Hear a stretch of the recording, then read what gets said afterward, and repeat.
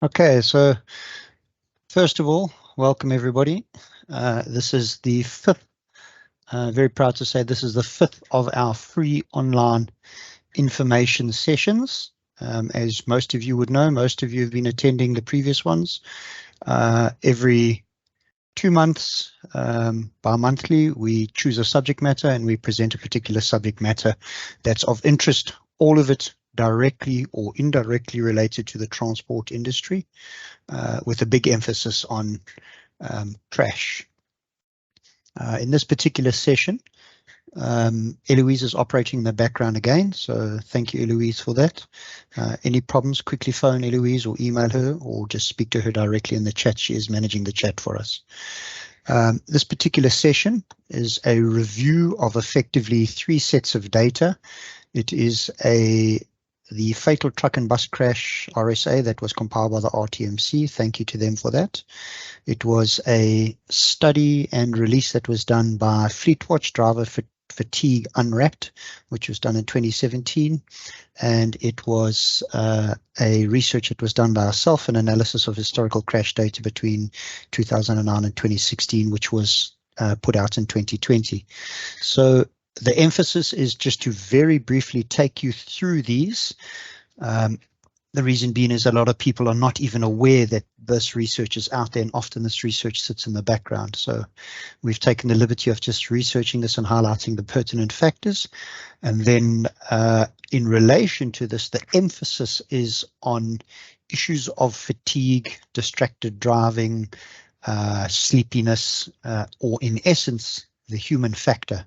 And we emphasize that as much as we can on all of these research pieces, for the reason being that the human factor is consistently shown as the biggest factor in any of the research and any of the crash cases.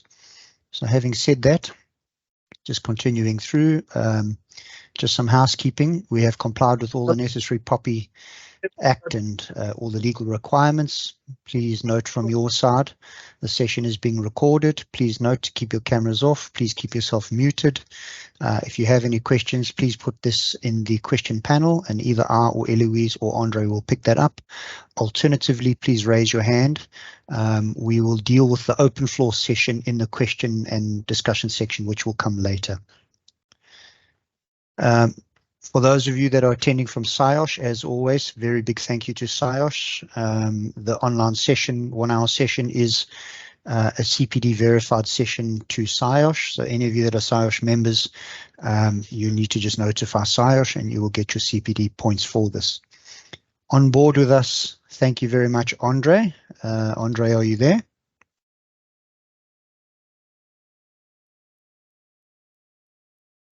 Thank you. I'm here. It's a privilege for meeting with your group today. Pleasure. So Andre's background is Andre has a doctorate. Basically, to put in a nutshell, Andre is a specialist on human factors, if you want to put it in a very broad nutshell. Andre will chat with us again once we've been through the papers, and I'm sure he'll shed some interesting light for us and some commentary, and I'm sure you guys might have some questions for Andre to that extent. So the intention of the session is to provide the intention of this specific research piece review, as I've said, the 3 of them, is to bring the research to everyone's attention. Such research does not help simply being unknown or ignored. To consider at face value and in hierarchical analysis what we can consider from the research and how this can be applied and used in the real world immediately, short term, medium term, and long term. And to invite questions and comments and discussions on the research in the hope to improving the general conditions in the transport sector. I think we all know we have huge problems in the transport sector and we all have our views and ideas of why, but this is our little bit of a give back and analysis. And if you want to put it in a synopsis, it's food for thought as to why we to stimulate your mind, food for thought to try come up with ideas to change things. And as I said, in specific, the consideration of the issue of the human factor in respect of fatigue, stress, distraction in the driver realm. That's the key intention of this entire session. So a special note, it's highly recommended that you read these 3 research pieces for yourself and make your own considerations and findings therefrom. I stress that these are our overviews of these, and in no ways are we saying that it is the only view.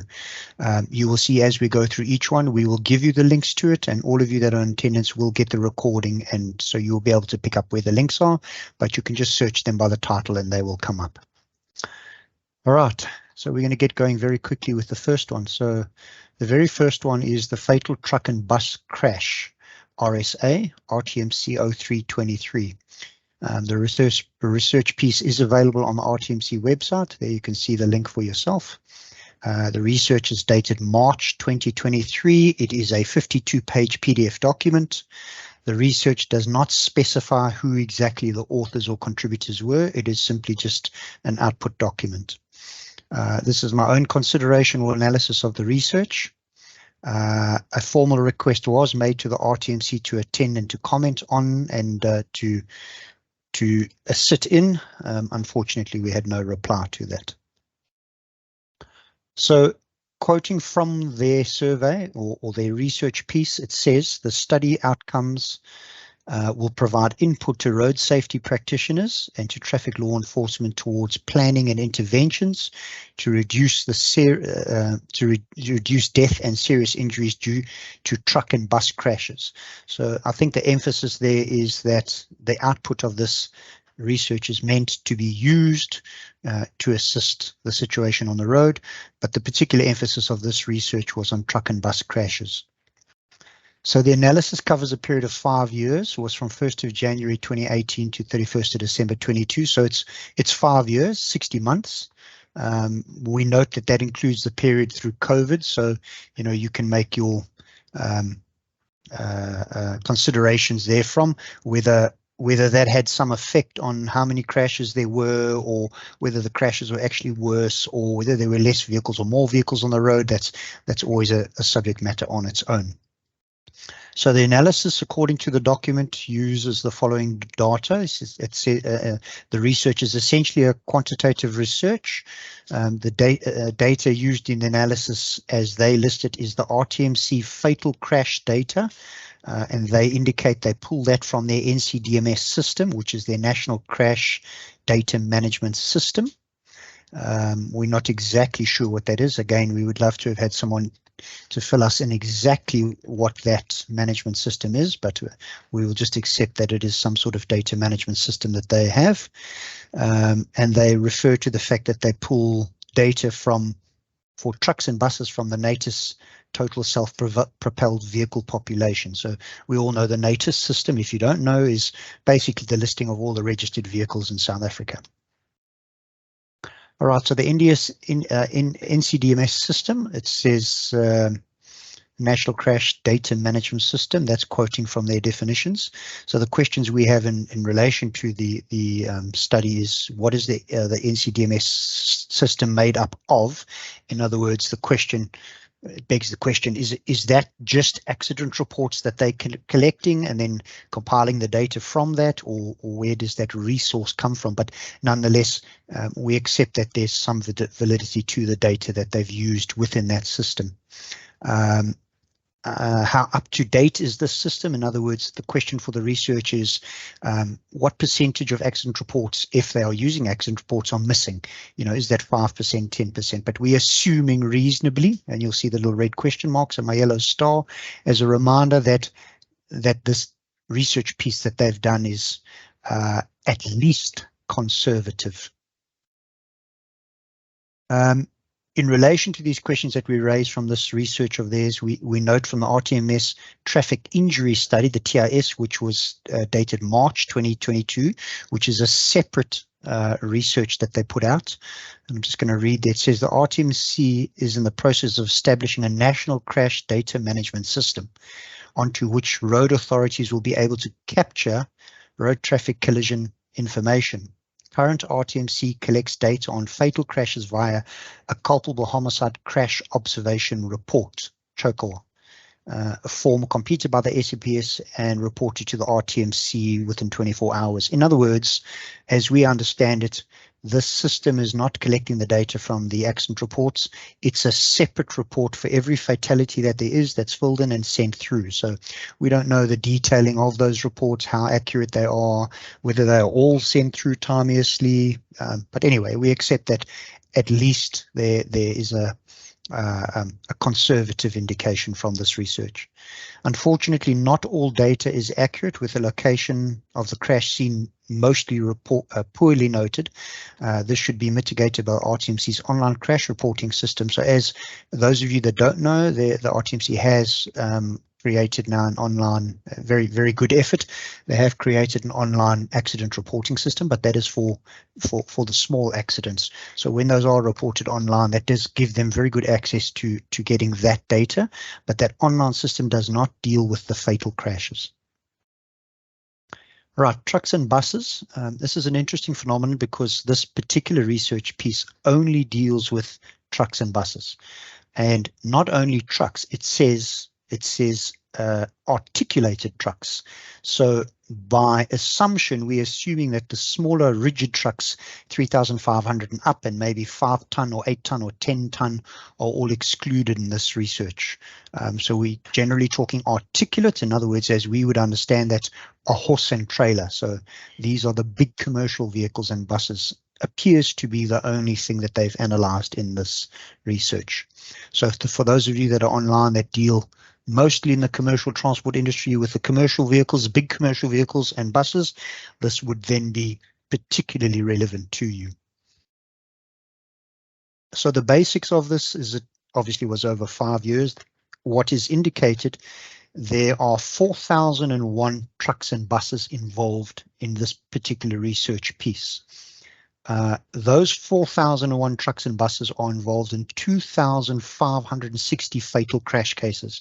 So just keep that in context. So this implies 1.4 fatal truck or bus crashes per day. So it's in excess of 1 crash a day where there's people that are killed, either with a commercial truck or a bus. A total of 3,413 fatalities. And again, keep this in mind, this is over 5 years, which infers 1.3 fatalities per crash. So it's quite astounding figures. So, you know, again, we always try and bring this back to the real world.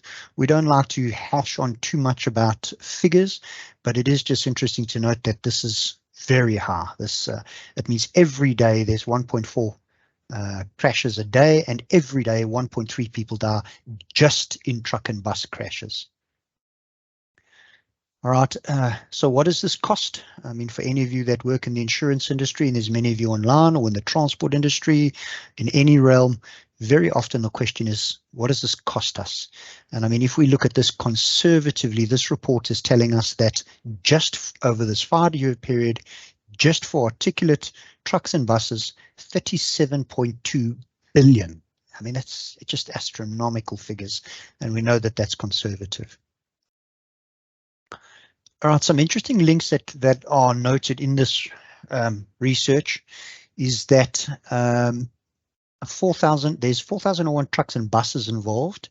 The data details ownerships. Only 82.1% could be located on NATIS. So the research is interesting from the perspective of they saying that of the 4,001 trucks and buses involved on the NATIS system, where every vehicle is registered, in other words, this truck belongs to XYZ Transport, its registration number is XYZ, its VIN number is XYZ, only 82.1% could be located.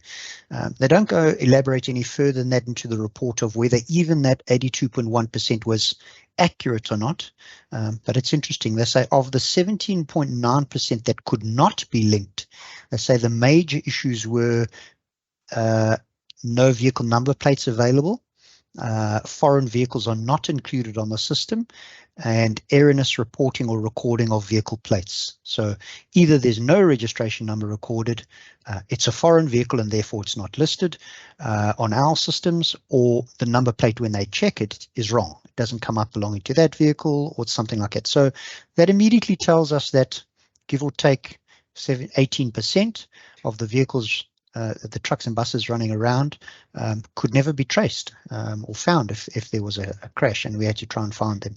So some interesting data from that. Truck and bus population analysis. So according to this research, they say that just these articulate trucks and buses allocate 3.5% of the total population of vehicles in South Africa. I question that. I don't know whether that is necessarily accurate. It may very well be, but to me that just seems like a very, very small number. You know, even though that is pulled off the eNaTIS system, and it may be reflecting so low because normally when we talk about trucks, as we mentioned earlier, we'd also be talking about, you know, the 8 tons, 10 tons, 20 ton rigid trucks, but they have broken this down into just articulate and bus, but nonetheless only 3.5% of the total vehicle population. So let's get into the nuts and bolts of what the report found. So what the report found in essence was, and there you can see it for yourself, fatal truck and bus crashes, the number of fatal crashes by province. KZN had the highest. So what does that tell you? If you operate trucks and buses in KZN, KZN is your risk province, and there it tells you cannot get it any clearer than that. The second highest, as you can see there, 16.3% Gauteng province. The third highest, Mpumalanga, 14.8%, followed closely by Eastern Cape and Limpopo. So some interesting data out of that. If you run or manage commercial trucks and buses and you operate in those provinces, well, that's where you need to be extra cautious. So the most common crash type, again, trucks and buses. For trucks, it's crash with pedestrian, and interestingly, buses crash with pedestrians seems to be the most common, and we somewhat expect this because we know that big commercial trucks and buses have massive blind spots and are somewhat awkward vehicles, and very often people misjudge their turning radiuses and their speed, etc. But beyond that, head-on and head-on for buses, very interesting, the most common factor. We'll come back to this a bit later in some of the other research, and head rear again. Both of those for us in terms of doing crash investigation and considerations are immediate red flags. This is relates to issues of the human factor. Why are we having head-ons? Why are we having head rears? This is telling us that people are either not paying attention, distracted, falling asleep, misjudging. These are all human factors generally that lead to these things. Yes, we could have a tire blowout or a driver simply swerved to avoid an animal and had a head-on. Yes, that does happen, but these are red flags immediately. Most common crash cases, time of day for trucks, Saturdays and Sundays, 1800 to 2200 hours in the afternoon, late early evening, and buses, Saturdays and Sundays, but from 5 to 8 in the morning. So there you have it. The research tells you if you run trucks, be extra cautious on a Saturday and a Sunday between 1800 hours at night and 10 o'clock at night, 6 to 10 at night.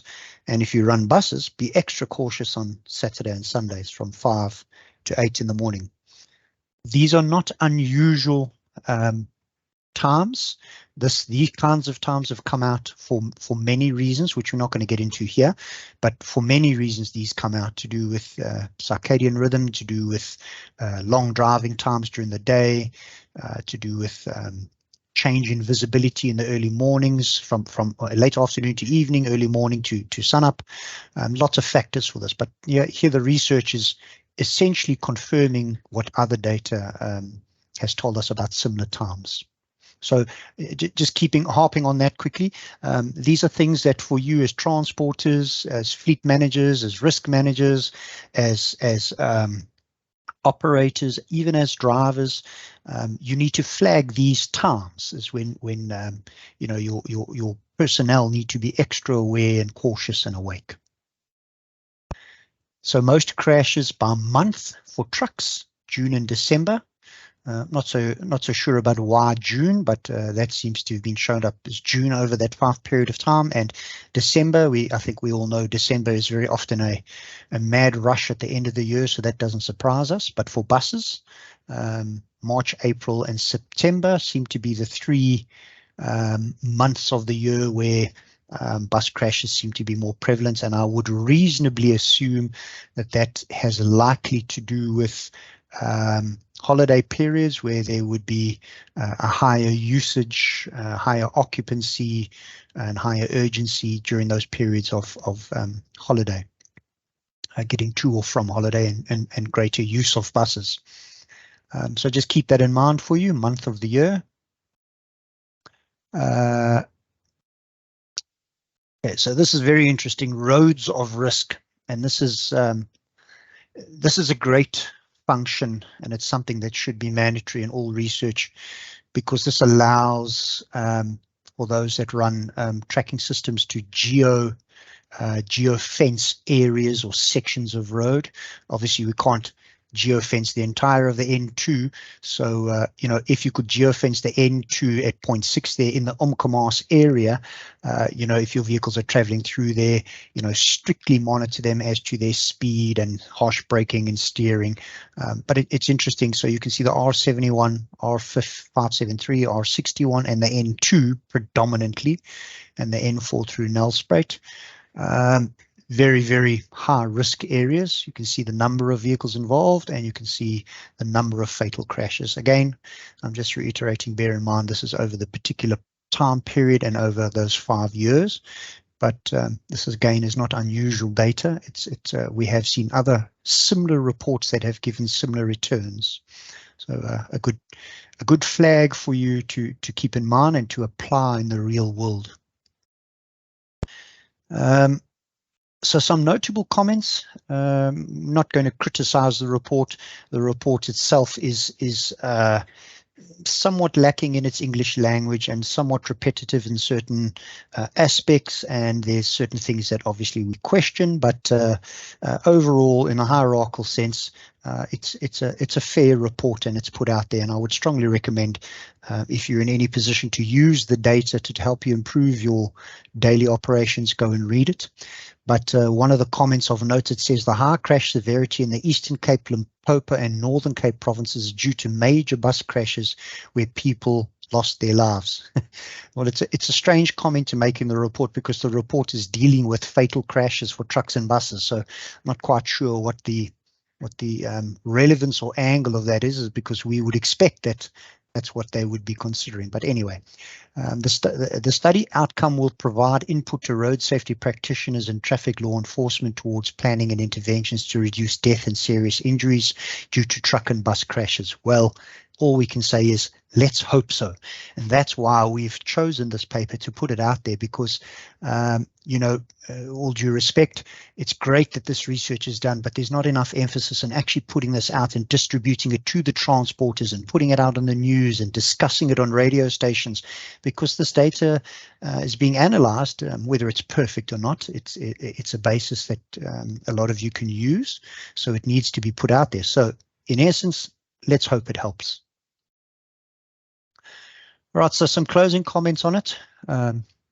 Overall, well done. Let's get the data more accurate through finalizing a proper data recording system. Let's start educating the police and public on technology, particularly that of GPS positions. Let's make greater efforts to distribute and get this out there, not only this research, other research. Let's see this research doing some work, i.e. let's get the authorities, enforcement, engineering, education to target the areas and the problems that are identified in this research. Let's improve and upgrade the eNaTIS system. We saw that there are inherent flaws on the eNaTIS system by the fact that some of the vehicles couldn't be identified. Let's improve and upgrade and correct the border vehicle data collection. We know that on our eNaTIS system we can't check foreign vehicles. Let's hope that they flag that and that somehow gets integrated at the border post when these vehicles come through, that they get included on the eNaTIS system. And finally, and perhaps the point of this research commentary here for this research, is that you in the private sector take this data and use it constructively in your daily operations, short, medium, and long term. Right, let's move on to the second one. The second one we're going to review is a beautiful piece that was done by Patrick, and I just want to stop for a second. Patrick, you are online. Just give me a confirmation. Yeah, I'm here. Thank you, Craig. Patrick, love it. We'll come back to you a bit later. So this, in brief overview, as I've just done with the previous one, is called Driver Fatigue Unwrapped. Andre and Patrick will tell us a bit later about it in detail, but this was done by Fleetwatch in 2017. And although, with all due respect to Patrick, he is a stalwart and incredibly well known in the transport industry, I just felt that this research paper was very relevant and needed to just be brought up again. It is available. You can see there's the link where it's available. The research is dated 2017. It's a 12-page PDF document. The research authors are, among others, Patrick and Dr. Andre van Jaarsveld from BSS, who is online with us. So it's a combination of qualitative and naturalistic quantitative study. As you can see, I say that on the basis that Patrick and the team went out and actually stood on the road and gathered the data themselves, stopped the vehicles, interviewed the drivers, and then took that data and actually analyzed that data. It was a great effort. So written in the piece, it says the purpose of the survey is to determine the prevalence of fatigue among drivers and to establish what the risks are of fatigue for the truck drivers. I think in 2017 was, we all know truck driving is notoriously monotonous, so fatigue and distraction are common things. But I think in the latter years, in the late 2000s, coming through to the 2020s now, this has become a very big issue because we know there has been an increase of pushing the drivers' use, an increase in commercial vehicles, especially with the whole rail debacle, but we won't get into that. So the analysis in brief covers 65 trucks and drivers that were stopped and questioned. They did this on the N3 Tugela Plaza from 3 o'clock in the afternoon to 1 o'clock in the morning. And I just want to point out that it was a great session for them because they ended up in the pouring rain at some stages as well. So well done to the team for that. It was a full afternoon session. So that being said, let's have a look at what they found. Again, this is here for you to go and read, and I strongly advise and suggest that. But I'm just highlighting some of the key issues here. So the age demographic indicates a relatively young workforce, 49% being under 40 and 26% above 50 years of age. So, you know, the drivers that they interviewed, you know, give their age and they look at that as well. And these are interesting things that relate to fatigue, distracted driving, those kinds of things, because, you know, you would immediately think, logic dictates, you would think if you're younger, you're healthier, fitter, and you would think if you're older, you're wiser and more cautious. But there's pros and cons to everything. So it's an interesting factor to consider. In terms of overtime, it's an interesting fact because we looked ourselves previously a good couple of months ago at whether there's been a massive increase of trucks on the road. In terms of registered vehicles on the road, there has been, but what we found was that very clearly a lot of the current vehicles on the road were just being used a lot more. So, you know, normally where a vehicle would, let's say, just only work day shift, they are now using that same vehicle to work day shift and night shift. So there was an increase in vehicles, but not so much that it was a shocking increase. You know, we didn't suddenly jump from, you know, 3.5% of commercial vehicles on the road to 30% of commercial vehicles on the road. And I say that on the basis of overtime because what we found is, in a very hierarchical overview, is that we found that although there has been an increase in vehicles, so therefore you would have to have more drivers, we found a lot of the drivers were being used more. So this issue of overtime 66% of the respondents had indicated that they are working overtime. If you take into consideration, as per table 3, 72% drivers are already working 12 hours or more. So this confirms what we had a look at in terms of the data of the number of vehicles on the road. It's not just a new vehicle and a new driver. A lot of the time it's pushing drivers to their limit, as we know does Hammett. So this is a key factor from the output of the study. One of the other factors that came out is, interestingly, is sleeping accommodation. So as we know, a lot of these drivers that work long hours during the day will get to a destination, then they have to sleep in a truck, or they will drive overnight and have to sleep somewhere. And at the moment, we ourselves have just finished a massive project on truck stops around South Africa. We have literally logged every single truck stop and all its facilities. So that relates to this issue of sleeping accommodation. Does a driver have to sleep in his truck? What facilities does he have in his truck? Or can he stop somewhere appropriately and sleep and have a good night's sleep? So this issue of sleeping accommodation is a very big factor. 31% of drivers' accommodation is not good for sleeping. And this is, remember, this is reported by the drivers themselves.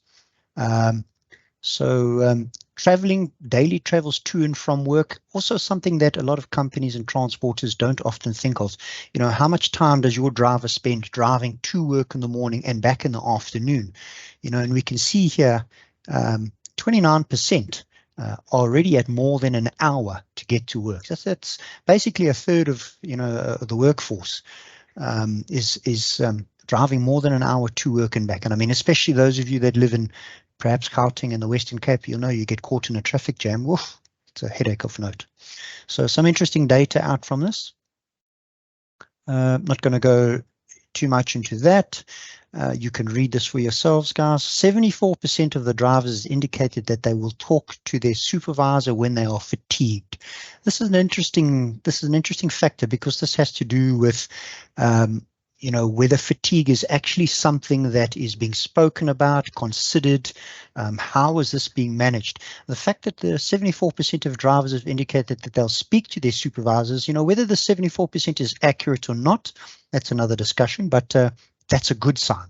But we would like to see that higher, up at 80, 90, or even 100%, you know, but some interesting data outcoming there. Again, as can be seen from the results in the table, over 14% of respondents have reported serious signs of sleeping disorder. So here in this study, and Andre will chat to us later on, because Andre is the guru behind this, but putting that in synopsis, and Andre, you can correct me a bit later if I'm wrong, but what this is alluding to is that even before a driver starts driving, he's already aware that he has certain problems with sleeping, whether he has,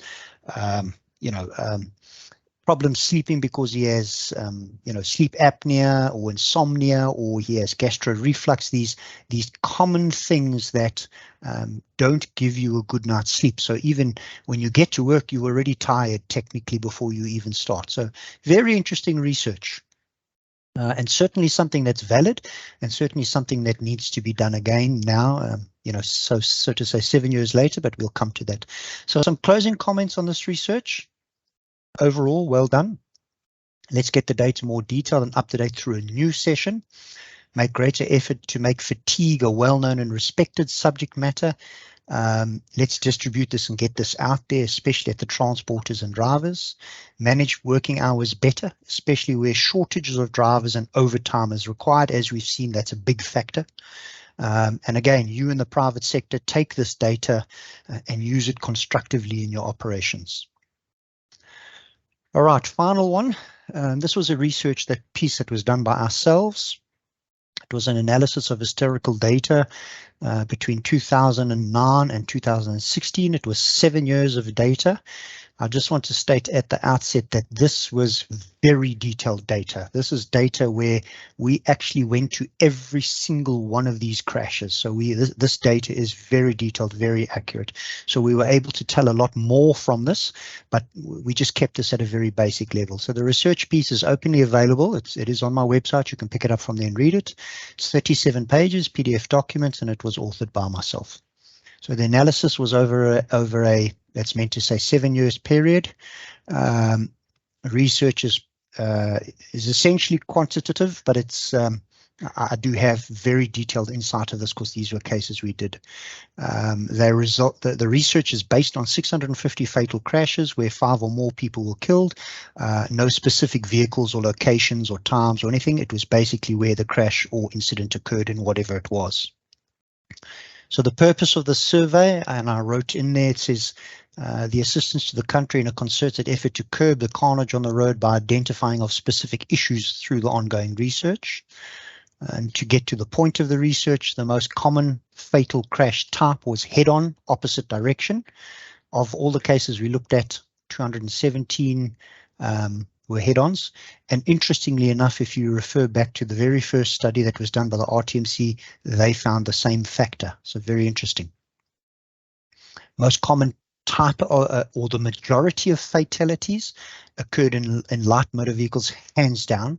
688 light motor vehicles were involved. Light delivery vehicles at 366, minibuses third on the list, and truck, tractors and trailers or commercial vehicles fourth on the list. Most common cause of the crashes, and in these particular crashes we were able to look at this, although not in every case could we say as matter of fact, we were able to say on a strong balance of probabilities. Human factor was, as you can see there, basically 70%, which mirrors a lot of other research. Human factor, the biggest factor and cause of the problem. And again, I say this because human factor is issues of distracted driving, fatigue, not paying attention, impatience, all these human factors. Mechanical and then road. In general, were the vehicles that were involved in these fatalities roadworthy or not? Again, a slight margin of error there because we physically inspected every vehicle ourselves, but this is probably no more than 1 or 2% error. Let's call it 90% of them were roadworthy and maybe 10% unroadworthy. So roadworthiness generally not an issue. Most common vehicle for fatal, a driver fatal, where a driver was killed, light motor vehicles, light delivery vehicles and minibuses, same order. Most common vehicle for passengers to have passed away in, as one would reasonably assume, minibus, primarily because of the fact that it is a big vehicle with one driver and usually 14 or 15 passengers. Light motor vehicles and light delivery vehicles. Per province, the most common, again, interestingly enough, in this crash we did, which basically predated the one by the RTMC, again, KZN, 23%. So KZN is unequivocally the problem province for various reasons. Obviously, we won't get into that, but it is the problem province. Eastern Cape, Gauteng and Mpumalanga. So again, very similar provinces, or in fact almost identical provinces flagged. So again, the point being is if you run or manage fleets or operations or insurance, these are your inherent risks. Most common type of road involved in the fatalities, freeways, more than 50%, arterials, in other words, the bigger main roads, and then your locals. Now just turn your mute off, please. Thank you. The most common fatal crash time, and here again you see this mirrors the RTMC, 1800 to 2000 hours, 1600s to 1800 hours. So if you take that as the wider spectrum from 1600 to 2000 hours, it basically mirrors exactly what the RTMC report found. And from 600 hours to 800 hours in the morning, again, you will recall from the trucks and the buses, those are the high risk times.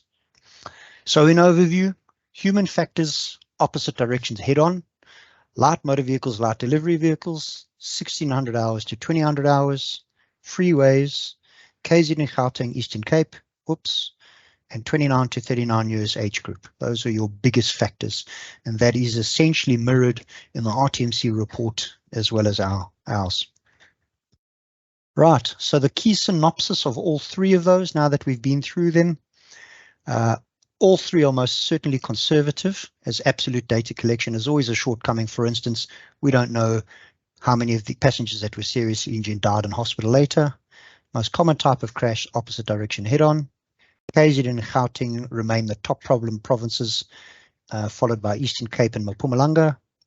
High risk times overlapping between ours, 1600 to 2000 hours, and RTMC 1800 to 2200 hours. Freeways and regional roads are the biggest crash problems, and human factor is clearly the very big problem. Right, Andre, I'm going to ask you to step in here with a lot of that information to have absorbed for everybody, but you can all go and read it in your own time. Andre, I'm going to call on you to come in here and have a chat with us. So again, this is an open-ended discussion, and please, everybody else that wants to chip in, please feel free to. But in essence, Andre, perhaps you can answer my first question and elaborate on that. Human factor is a broad and somewhat open-ended category in respect of two of the study's findings that head-on opposite direction and head-rear same direction crashes are prevalent. This points to human factors of fatigue, distracted driving, poor judgment. Your comments, Andre? Yeah, thank you very much, and heartily welcome to everybody who participate today and the audience around. I think what I must do is I must take you back to the basics. When we talk about human factors and we talk about fatigue, let's understand what fatigue is. Fatigue, you go into a fatigue zone the moment your brain is losing the ability, the capacity to stay alert. So it's actually a state of mind operation which is happening. So the moment you try to focus, you try to concentrate, and you can't keep your mind at the point where you want that to be, and your alertness levels is going down, you are actually moving into a fatigue zone. Now, what happens and what runs with that on fatigue is the moment your alertness is going down, your performance is also changing. The way how you behave, the way how you actually operate, the way how you operate is that you start making mistakes, you actually operate not on the standard you can be. So we must understand that. So it's happening here in your brain. It's a state of mind. It's a drop of alertness, can't focus and stay present. So that's the one principle which we have to understand. The second principle which we have to understand, anybody in a fatigue zone actually behave in a certain way. So let's look, when you are alert, you attend to your surroundings, your eye blinks is normal, and you will actually be coordinated in your movement, and you look like somebody can go. But the moment you move into a fatigue zone, certain things change in your behavior. And one of the first thing that happens is irritability and impatience. Think for yourself, when you are tired, do you have patience? Are you irritable? The second thing what start happening there is that people don't follow rules. They take shortcuts. And which is very important with that is also, the moment you start doing that, you become irritable, impatient, taking shortcuts, and try to just finish what you're busy with. You're not focusing correctly on what you should do. Now, put yourself in a mobile vehicle, and this is your behavior. Immediately you are high risk to your own safety and everybody around your safety. The other thing what is important is if you look at behavior of people driving, there's 5 important principles. When people can't remember the last few kilometers, passing that, and you can't remember it, you are in a fatigue zone.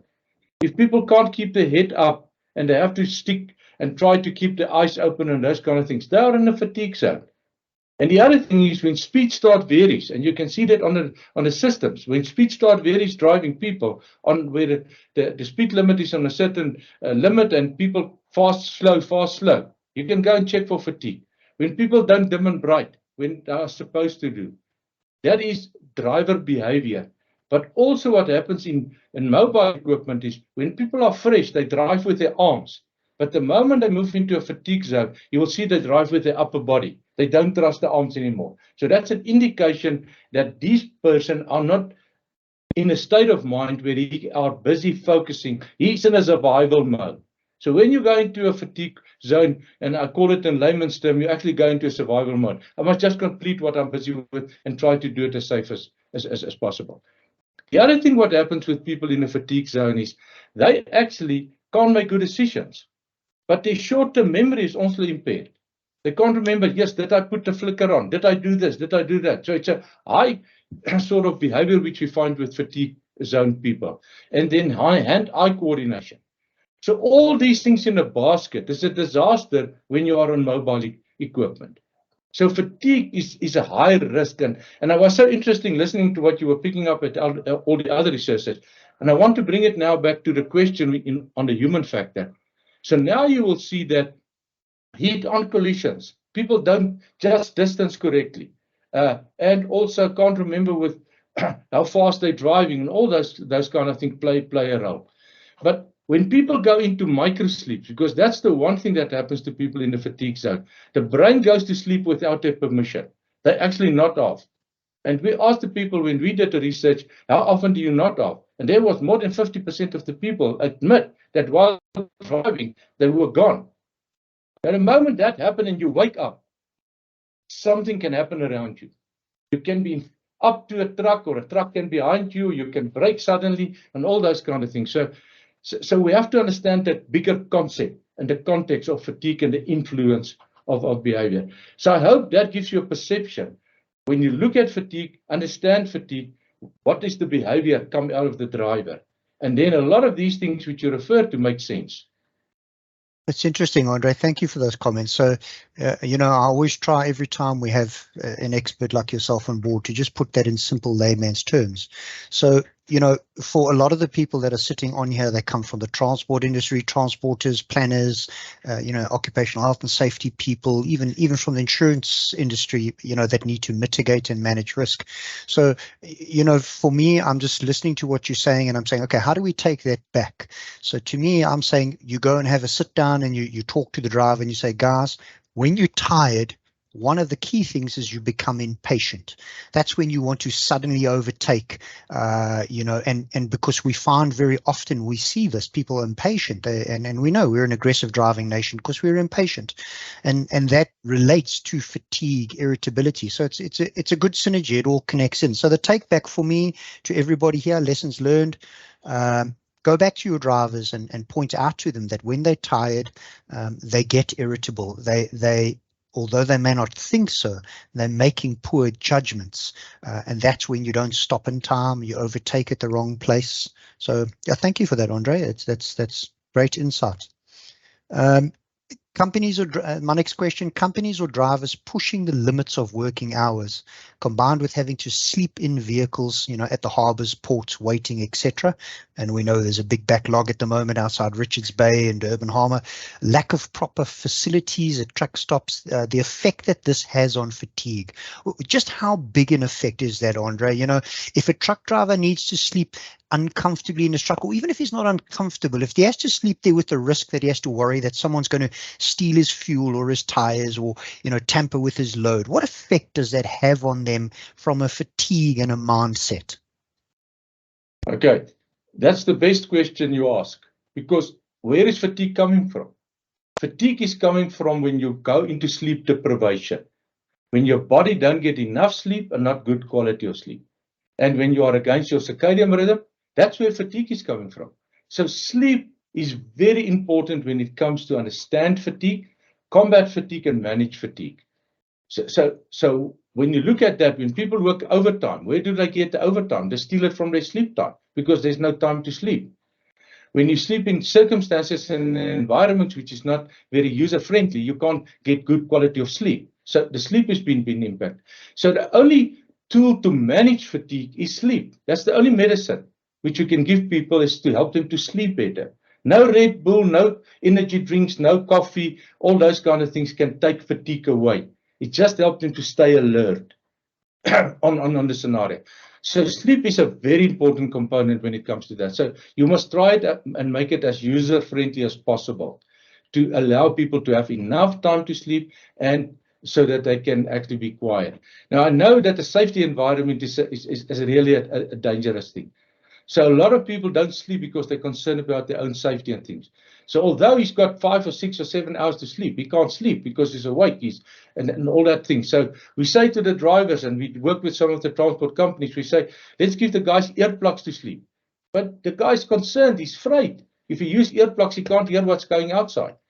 So that impacts tremendously on fatigue levels. 100%. That's brilliant. So, again, trying to synopsis that and how do we take that back? So, for me in my head, and I'm just thinking out aloud, I'm sure there's many of you that might have any other ideas. To me, this is something that is a huge issue for a company to manage, because they would need to rather, if the truck is going to stop somewhere, avoid him stopping on the side of the road or a dangerous place, put him in a safe environment, in a safe truck stop, or in the client's premises where the driver knows he's safe. So to those of you online that can take, a takeaway from what Andre is indicating in the greater scheme of things is, if you can put your driver in a safer environment, however you manage to do that he can sleep, and it mitigates that that stress. I know, like hell, if you take my food away from me or my sleep away from me, I'm as grumpy as hell. So I can relate to that. Okay, so would fatigue lead drivers to attempt to keep entertained? In other words, what I'm saying is, the driver, as you alluded to earlier on, Andre, they're driving along and they can feel they're tired and they're fatigued. So they turn the music up, they're texting, they're singing along. Does that have an effect? If a driver's tired and now he's trying to keep himself awake, I mean, obviously logic dictates he's already tired, but is that does that make the situation worse? We often tell someone, open the windows, turn the music up. Does it really help? Does it make it work? Yeah. Let's think for yourself. You're driving your car or you're in a mobile truck or wherever, and you realize that, shucks, I'm nodding off. I can't keep my eyes open. And when you wake up, there's a mamba snake with you in the truck or in the car. I promise you, you will not fall asleep again. You can be very tired, but you will keep your focus going. So I always talk about the Mamba strategy. We have to train drivers to have Mambas with them, which can help them to stay alert. So when they are in trouble, that they can stay alert. So I call it the Mamba strategy. So one of the good things, what they can do is, you mentioned a few, but one of the best things, your brain can't operate when you dehydrate. You need water. You need liquid in here. So drinking water is a good Mamba. That can help people to stay hydrated and help them to stay focused. The other one is, and you can go and test it, I can send you the science behind it. Chappies is a good Mamba. So that's a good thing to do, because as you chew, there's blood and oxygen going short way to your brain. But when you chew for about 31 times, there's a chemical in your brain which actually makes your brain working and make it alert. So chewing is a good thing, but not food, because food is 1 to 3 chews and it's gone. So you need something which can stay there and go well. Listen to music is a good thing, but then it must be dancing music, something which people can actually go for, like a good taxi music. It should be in there. So there are different things which you can teach drivers. When you are in trouble, do that. And that's what a lot of them are doing. So they're texting, which is not a good Mamba, because they are already not giving attention to what they're doing, and now they focus on this kind of things. So there's certain Mambas which is good Mambas which they can do, and certain Mambas which is not good things which they can do. But I think every transport company must have a sort of a strategy on how, when people are tired, what should they do. Some of the companies, when I saw the names coming up, I know one of the companies was giving the drivers a soccer ball. So when they stop at a safe place, they kick the soccer ball against the tire, because that movement just gives some stimulation and gives some activity going so that the person can become more alert. Talking nonsense, making jokes, laughing is a good Mamba. So that's the type of things which you have to teach people to do. That's brilliant. I know, and I don't want to speak out of turn here. I know Patrick O'Leary has got the truck driver gym series where, they always tell the drivers when they stop, not only when they stop long term, even short term, to do some exercises. So, that ball action to get the blood stimulated again. good idea. Good point. I hope everyone listening is taking that on board and coming up with some strategies for their own drivers and clients. So under current tracking systems in vehicles, in particular fatigue monitoring systems, fatigue monitoring algorithms, what's your opinion on these devices? Do they work? Are they good? Is it something that we could say to every transporter, you should have one of these in your vehicle that, you know, for instance, and I'm going to give a very simple example, the ones that monitor your eye movement, and then when it sees there is lack of eye movement or drooping eyes, it sends an alarm. Are they good systems? Do they really work? What's your comment? Yeah. No, it's excellent, but it must be not standalone. It should fit into a system.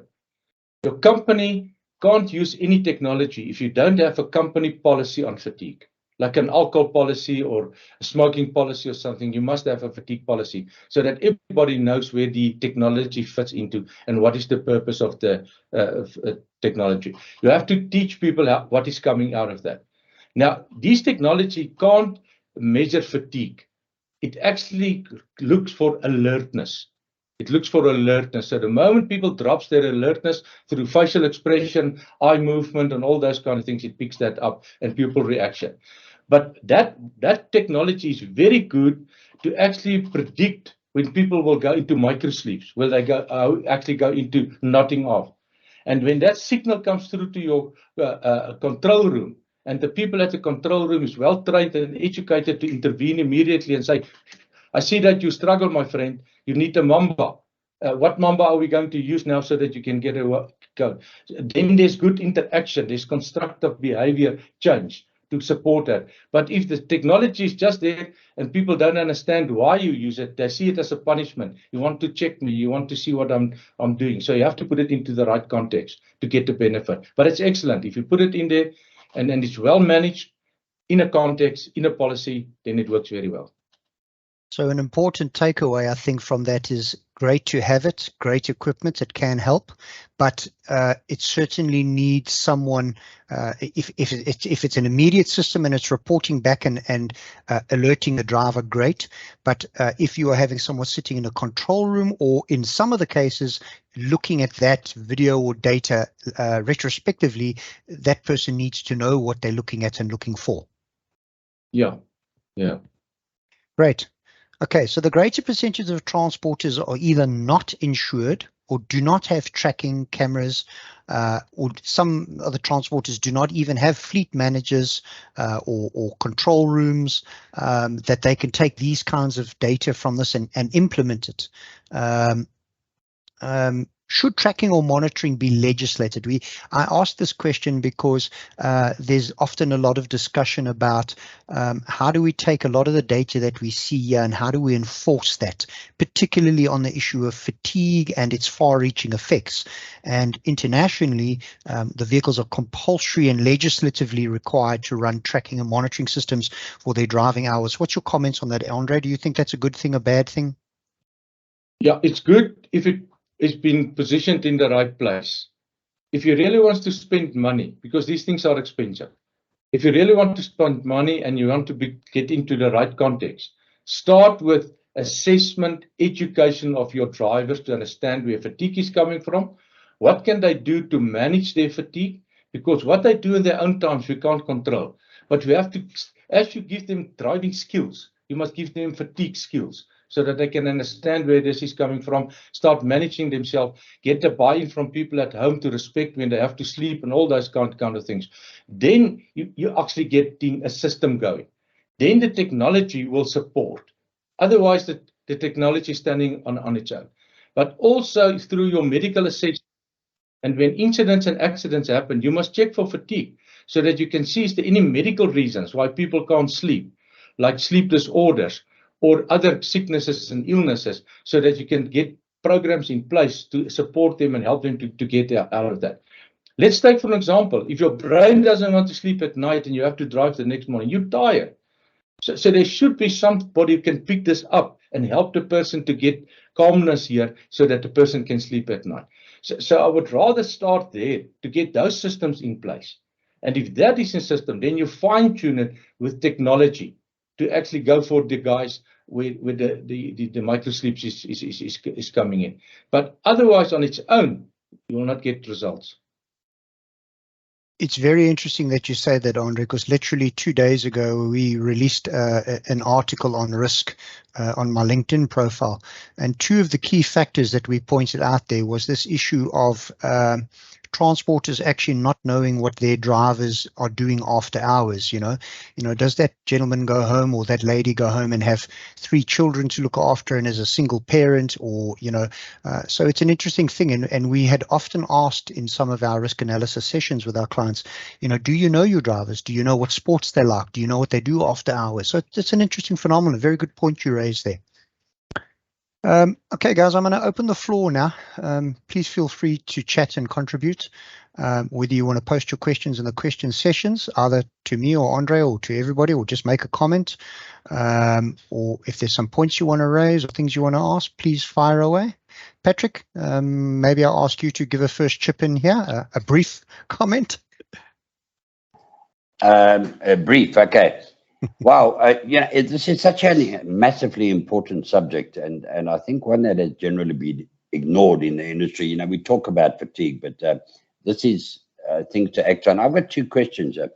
Andre, I read an article somewhere that quality sleep, when you go into sleep, it takes about an hour for the body to go into, I don't know, these sleep cycles, about an hour for the body to go and reach a proper sleep zone. Please, I'm talking to the layman here. So it takes an hour for the body to detune, then you get quality sleep, and then it takes another hour or 2 for the body to recover or starts waking up again. So there's a factor inside there where the quality sleep comes. If you're only having a couple of hours of sleep, do you ever reach that sleep quality? Because a lot of guys, truckers don't get that, 8 hours or 7 hours of sleep. Craig, I'd like to ask you a question, and that is, how do you differentiate between, in the old days, it used to be, there weren't cell phones, there weren't, distracted driving wasn't an issue. It wasn't talked about issue. If you get a lot of truck rollovers, how do you differentiate between driver fatigue and distracted driving in evaluating truck rollovers?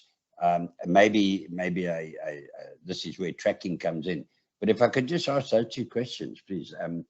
I have many comments, but I don't want to, that's it. Yeah, thanks, Pat. Just first of all, from my side, it's particularly we deal with the aftermath of a crash, and very often we are asked that issue. So there's certain very key factors we look at. If there is tracking, first thing we do is we look for the patterns of driving.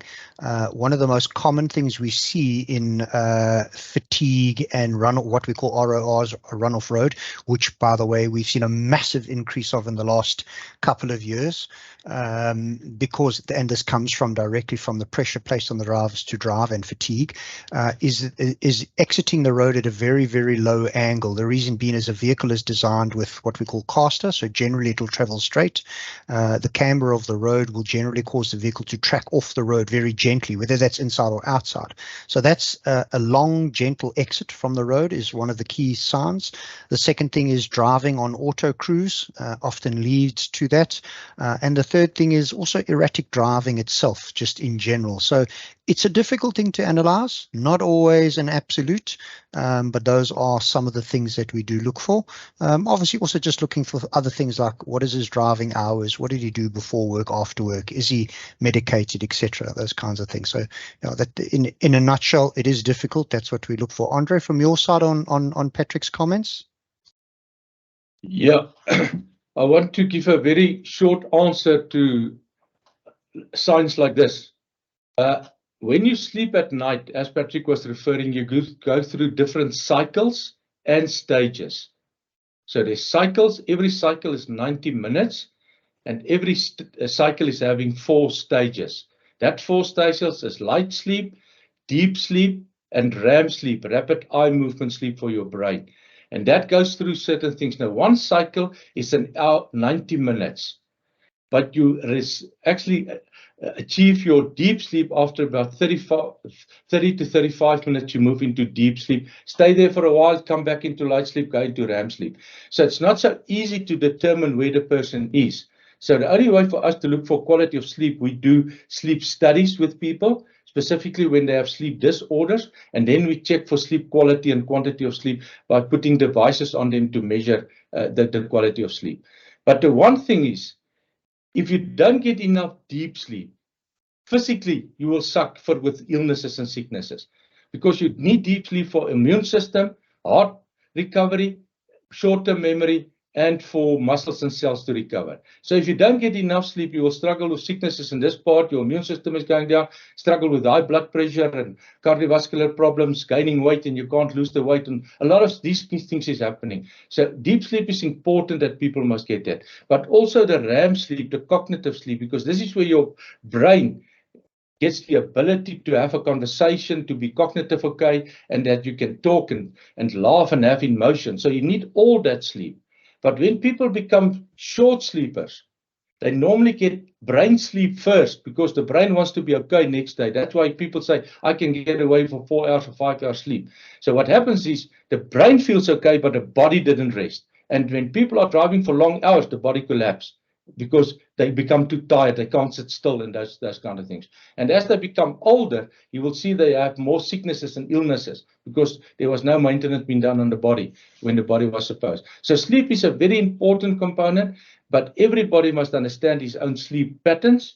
And if you struggle, you don't get good quality of sleep, go to an expert and say, please check for me. Am I a good sleeper or a poor sleeper? Thank you, Andre. All right, we're running out of time here, so just in quick, some of the comments on the side there. Wayne Mathis says, hi, my cousin works for a big transport company and often tells me he had 2 or 3 hours sleep and back on the road by 4 a.m. Not doing so, his job is at risk, so he has to comply. These owners don't care. A friend of mine in the same company died in a head-on. Sorry about that, Wayne. Yeah, that we are aware this does happen. It's an unfortunate thing. Shannon Mostert says, I've fallen asleep at the wheel. I've tried to turn up the music and open the window, and also had my milkshake in my hand. Did not work well. I fell asleep and went off the road. I sure hope you didn't spill the milkshake, because you are okay. You're here. So yeah, no, not nice. I have as well. I've had my micro sleeps. I do a lot of traveling. It's not a good thing. I rather stop now. SafeTree Consultants, couple of points raised here, but in essence, what caught my eye very particularly was the issue of ergonomics of the vehicles. Andre, I think you will know, I'm not going to go into this in depth, but certainly does have an effect, your posture in terms of your sitting, your comfort, a major factor. In fact, it's interesting, and thank you, SafeTree Consultants. I can't see who the actual person is, but it's it forms part of the Occupational Health and Safety Act. A driver's driving compartment is considered your workplace. So, you know, sometimes, and Patrick will vouch for this, when we do the brake and tire watch sessions and we pull off some of the vehicles and we see the steering wheel has no padding and the seat is collapsed on one side and there's a spring sticking through into your backside. Yeah, so it is a big factor. SafeTree Consultants also asked if it was something that we looked at. Yes, in our cases we did. We looked because we were able to inspect the vehicles ourselves in our cases. So it really wasn't an issue. It was like less than 1%. In the RTMC study, I can't talk for that, but I would highly doubt that, because theirs was purely just looking at the data. Ready? Udesh says Guardian fatigue monitoring device incorporated with your in-vehicle monitoring device is an effective tool. I know there's many on the market. We don't want to name drop, but there are many, quite a few good ones. And in fact, one of my colleagues online here from a particular tracking company, all due respect, I'm not going to be mentioning names, they are developing their own system as well, which will be coming onto the market next year. Thank you, Tumela. I see that, Director of SafeTree. Closing comments from anybody? Any other comments from anyone else? Otherwise, I think we're out of time. Interesting session, a very, very broad spectrum subject. Andre, thank you for coming on board with us for this. I know we cannot get through all the questions. We've run out of time already. Patrick O'Leary, I see you got your hand up, fire away there quickly. Craig, I'd just like to tell for everybody just to take a look at the trucking industry now. Rail has failed dismally. Okay, so it's put a lot of pressure on the truckers to deliver for the economy. They then are pushing very hard, a lot more trucks on the road. They push them very, very hard. They then get to the harbors. They've got to stay for 3-4 days in the hot. I mean, we just had a heat wave, and there's queues at the border posts. A lot of your truck drivers is really, really strained now.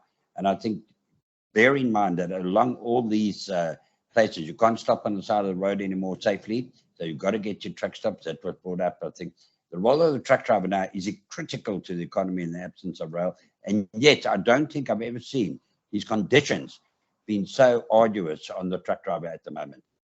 Really take a close look at these conditions, bearing in mind all the dangers to the driver, one of the main ones being fatigue.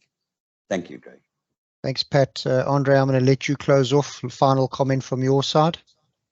Yeah, I just want to lastly give you some information. When people are awake for 18 hours, your body reacts equal to somebody under the influence of 0.05, 2.5 beers.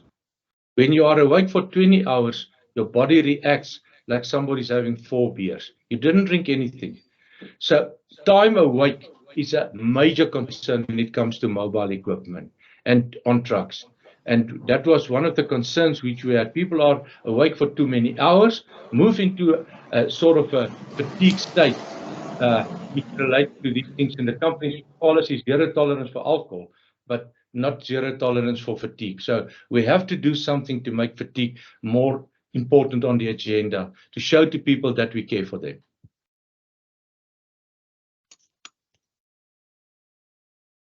Thanks.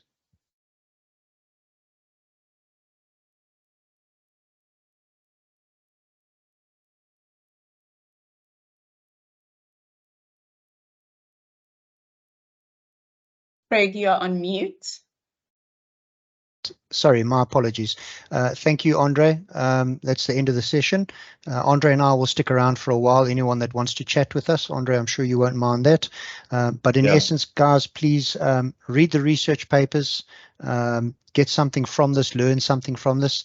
I'm just reading some of the information comments on the side here. Just had 4 fatalities on the road in an accident last week. Driver was under the influence. Looking at a truck driver being in accidents from Saturdays to Sunday, 18 to 20 hours. Alcohol is another problem. Nice comments there, George. Hope you sort that out. Theo, absolute pleasure. Marius Lotta. Having an effective fatigue program is a necessity for the company. Absolutely true. Lee Randall, Dr. Lee Randall, thank you very much for attending. I know this is right up your alley in terms of your interest in that. So thank you for being there as well. I'm sure you will.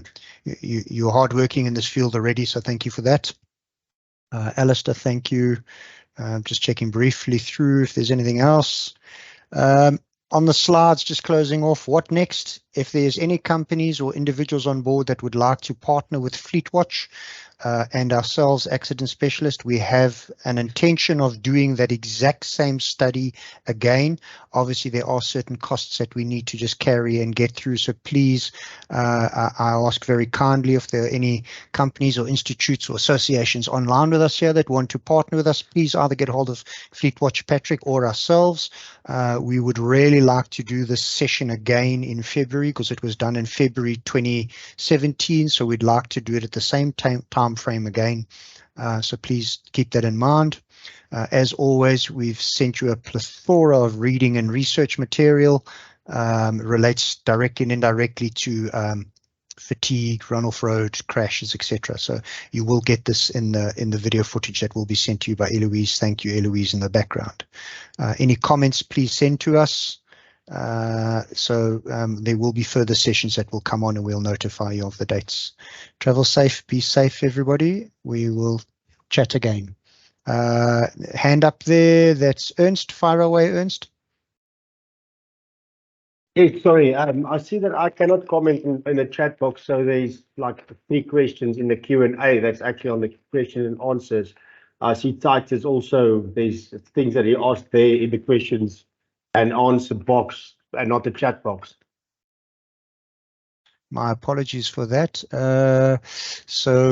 My drivers have taken company of night ladies. They claim it is their mamba.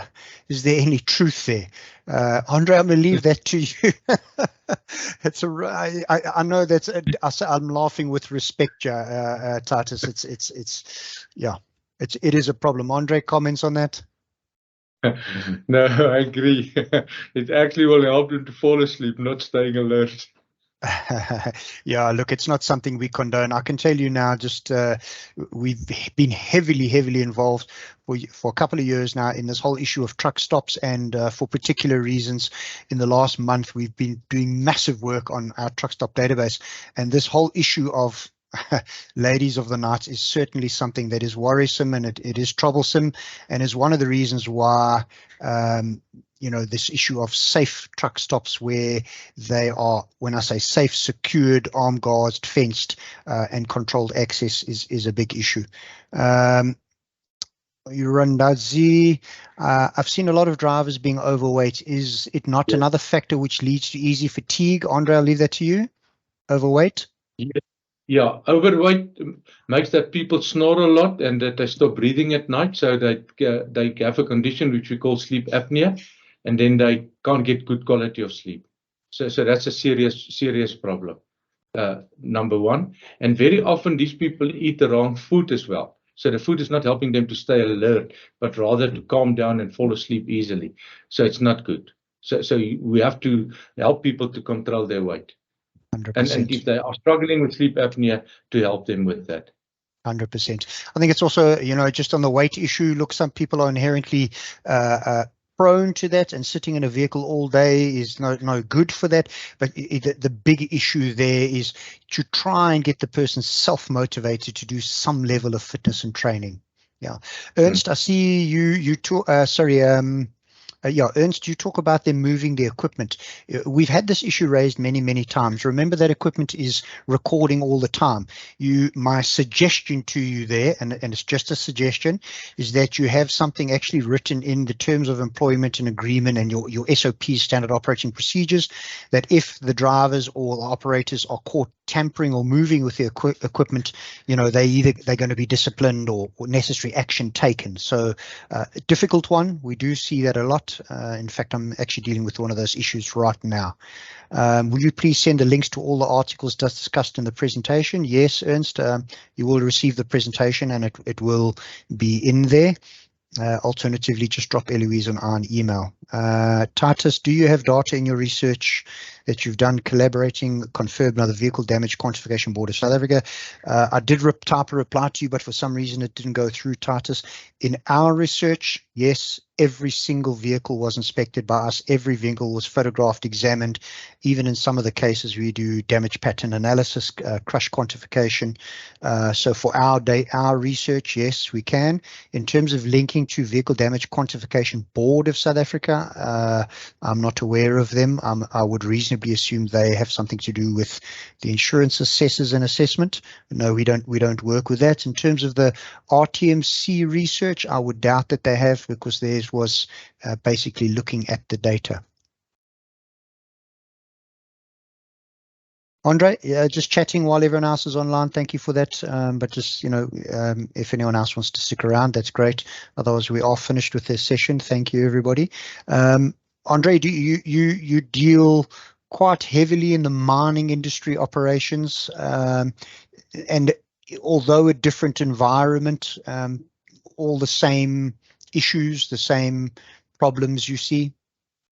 Yeah, we deal a lot with the mining industry, but also with transport industries. There's some of the largest companies in transport who really understand the fatigue, and they try to apply the policies and procedures to that, so we deal with them. And then construction industry, and then the other one is the railway safety regulator, because they've got also a compulsory guideline for everybody working, having a railway license to comply. The same, the DMR, and every subcontractor working on the mine must comply to the DMR requirements on fatigue. And a lot of them are actually all over. And as you know, there's a lot of transporters working in the mining industry because they transport the raw material. And then we work with everybody who's actually involved in a lot of overtime and struggle with sleep and sleep qualities. We also have a fatigue device which we use for clinical purposes when people struggle with fatigue and with sleep, and when they're involved in incidents and accidents, so that we can check particularly for that individual. Was he fatigued? Is there a fatigue strength or tendency, and how can you rectify his behavior? But that's from an occupational health component. So let me understand that if there is a transporter on you or an insurer on you that has a client that is a regular driver that has problems, they could send them to you or to someone in your kind of position for an analysis to see whether they have an inherent problem. Absolutely. Absolutely. And a lot of the companies doing that. If there's an incident, an accident, they refer it to us and we do assessments for them to see was fatigue playing a role. And we check, we have different checks, balances which we do, and then we can say there was a fatigue related incident or not, and then what is the corrective steps. And if they need treatment, what kind of treatment must they actually go through? 100%. Thank you, Andre. Patrick, are you still around? I'm sure you're in agreement between Andre and ourselves. We would love to do this session again, but not stop 65. We'll stop 165 this time. Yeah, 165. Andre will vouch for it. It takes quite a while because the questionnaire, it's not like just checking blood pressure or something. The questionnaire is quite comprehensive. Andre drew up that questionnaire. You can't just sort of put blood pressure, pump it up and off you go, or something like that. So it's quite intensive, you know, the questions that are gone through the research paper. And yeah, it was a great exercise when we did it, and I think it was the first in the country. And I'm just thrilled that we're going to repeat it along with accident specialists, and Andre is also in on board there. So let's see how it's improved. I think it's going to get worse. I think we're going to get worse results. As I say, I think driver fatigue is just such an issue now with with everything facing the trucking industry out there. The pressure is on the trucking industry because there is no rail. You know, they failed dismally. And so the pressure is on the trucking industry. And I see you nodding your head there, Andre. Are you agreeing with Patrick? Are you saying that if we did this again, we're likely to see worse stats? Yeah, I think because of volumes. And the other thing what we pick up is staffing levels. A lot of companies must have more time on the road, but they don't have all the staff to do that. That's where the overtime is coming from. And then people do double shifts. And that also, and I'm saying this with a lot of respect, the way people are being remunerated, they go for that extra hour because you get extra money. So that contributes to where people actually, they don't worry about themselves. They just want to make more money. They just want to make more money. So that's a concern what we're picking up.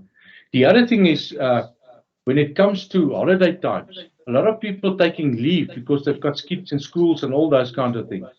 And then there's shortage of staff, and that's where the overtime is also coming into operation. So it makes sense to me if I look at the times things is happening, we have to look at to see what is the staffing levels during that period of people being available.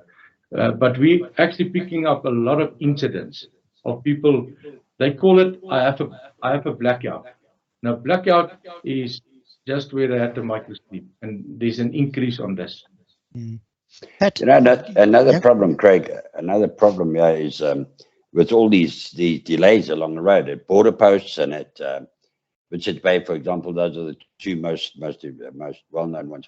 Is that the operators are battling financially because, let's say, in Mpumalanga to Maputo trip, they used to do, let's say, 7 a week on some Kenya, okay? They're now doing 2 a week. You know, so that's their revenue gone. And the rest of the time, their drivers and their trucks are sitting in queues for 3-4 days. So it's really up to I know it's talking about private sector involvement, but we've got to get these queues sorted out, because if you look beyond just the obvious, that's impacting on the operator's revenue stream, and that's impacting on the driver's stream. Some of them are paid, which I'm not in favor of, paid per trip or paid per load. And where you're doing 7 loads a week, let's say, now down to 2 loads a week, that's a huge impact. You know, it's costing massive, and it's just chaos. So, you know, and we know where the problems were, and they've been there for ages to fix them, but the government just doesn't move its backside on fixing them, you know. But thank goodness it's getting involved with the private sector now, and hopefully there might be some lights on the horizon. But that has massive impacts on driver fatigue, on safety, on everything. Those queues are killers. Yeah. Thank you, gentlemen. I've got to call it quits there. I've got to get off and go and travel. So thank you, everybody. Thank you, everybody that attended. Thank you, Andre. Thank you, Patrick. I think it was a short, brief session, very important. I think we could talk about this for a lifetime. Andre, thank you very much. Thank you. Thank Have you, a nice guys. day. Thanks. Be safe, everybody. Bye-bye.